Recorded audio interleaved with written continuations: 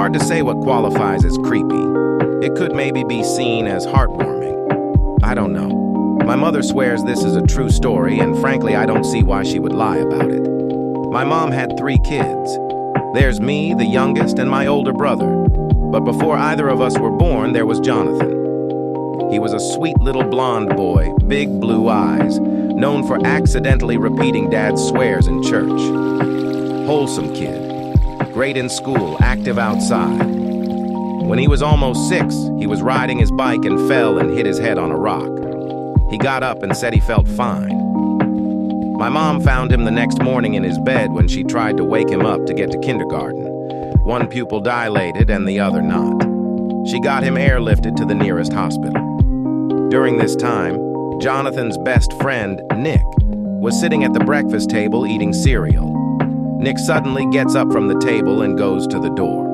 When his mom asks him what's up, Nick says that Johnny was calling for him. You see, Nick and Johnny lived on separate blocks, but they weren't allowed to cross the street without a parent yet because they were still fairly young. But they lived close enough to call to one another to come out to talk at their respective street corners. So Nick goes out to the street corner, while his mother receives a call from mine that Johnny was just declared dead in the hospital. Idle brain aneurysm that was triggered by the fall. Nick's mom can hardly handle this news and is now wondering where her son went. But Nick comes back a few minutes later and says that he heard Johnny calling to him, but he wasn't at the street corner when he looked, then sits down to continue eating his cereal. When his mom asks Nick what Johnny was saying, Nick says he had come to say goodbye. My mom told me this story when I was young, but it stuck with me. I wish I could have met him.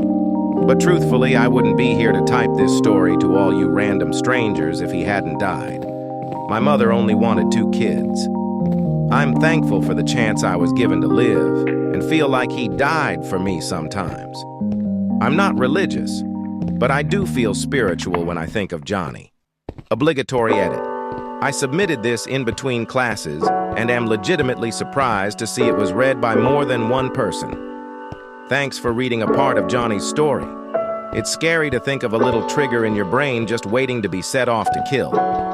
But my parents said if they had known it was the 80s and there was no reason to suspect such a thing would be an issue for such a bright, energetic boy, Johnny wouldn't have gotten to do all the fun things he ended up doing.